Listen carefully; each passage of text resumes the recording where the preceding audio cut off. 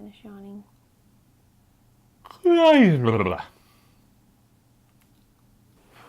God help us. Especially her. Love with Julie and MJ.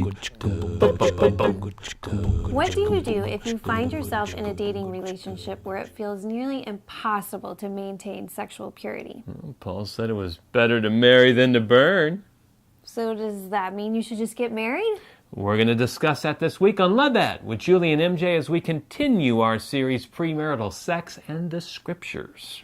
The passage we're referring to is in 1 Corinthians 7:9, where the Apostle Paul is famously quoted as saying, But if they cannot exercise self-control, they should marry, for it is better to marry than to burn with passion. Taken out of context, this scripture can lead many people to make poor, lifelong decisions. Indeed, we see this passage frequently used to justify an ill-advised mad dash to the altar. What? You kids are going too far? Well, you just ought to get married. Better to marry than to burn. We've even had this scripture referenced to on our FMU Facebook page as a reasoning for elopement. Yeah, I was like, como say what? But for starters, the fact is this. When Paul said it is better to marry than to burn, and he did say that, but when he did, he was not addressing the question, hey, Paul, we've got this frisky couple here that just can't seem to keep their hands off each other. Should we just get them hitched? Paul was responding to a very different question that the local church of Corinth had asked him, and we talked about that in last week's episode. You don't want to miss that one, but to summarize in a sentence, the Corinthians thought that maybe since sex had become such a mess, that everyone ought to abstain from it, including married folks, to which Paul delivered a flat-out no. But then he turned his attention to the single folks by saying in verses 8 and 9, To the unmarried and the widows, I say that it is good for them to remain single, as I am.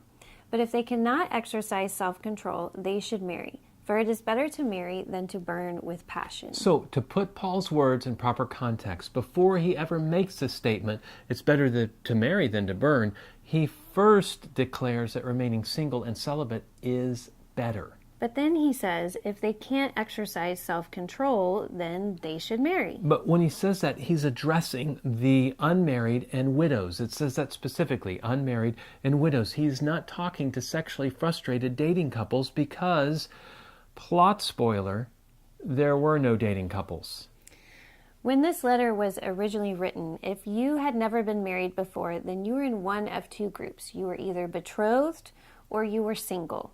Dating wasn't a thing. Dating used to be called arranged marriage, which would take you from single status to betrothed status overnight. But Paul was not addressing the better to marry than to burn advice to the betrothed, which means he was not addressing couples at all. He offered this advice only to the unmarried and widows, which is to say, the totally single folk.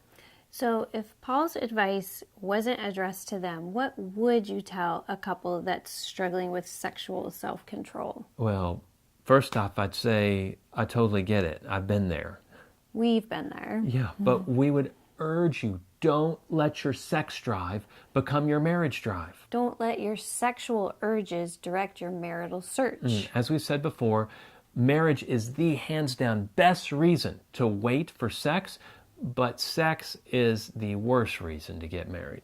And just because the two of you are sexually attracted to each other does not mean that you're right for each other. No, not even if you're both Christians and both virgins and both vegans. Also, consider this. Your need for self-control does not magically go away once you get married. No, single or married, we all have to exercise self-control over our sex drive as well as in other areas of our life. Once I was married, I didn't struggle with sexual temptation anymore, but I did struggle with self-control in the area of anger. I remember the Lord pointing out the parallel to me in one of my devotion times. You never really learn self-control with that sex drive, Julie, so I'm giving you the opportunity to learn self-control in this new area of your life. Yay! Meanwhile, in our early years, I did very much struggle with sexual temptation.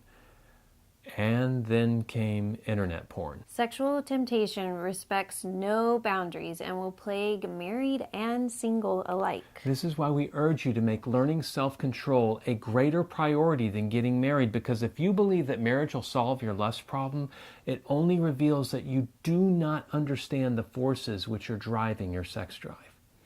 And we're going to talk about that more in this series in 1 Thessalonians. But before we leave this passage in 1 Corinthians 7, there's a question we haven't answered yet. I thought we already answered all questions. If Paul didn't mean for his words to be used to justify a quick marriage, how can a single person who burns with passion apply Paul's counsel? By understanding what their sex drive is trying to tell them. Do you know what your sex drive is trying to tell you? Find out next week as we continue our series, Premarital Sex and the Scriptures, on Love Ed with Julie and MJ. Love Ed with Julie and MJ.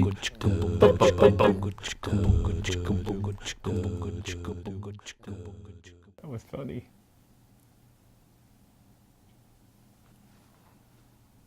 Look at me.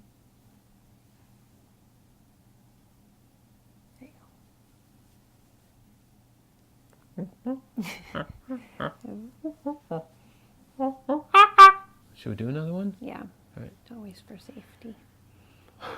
We practice safe videoing.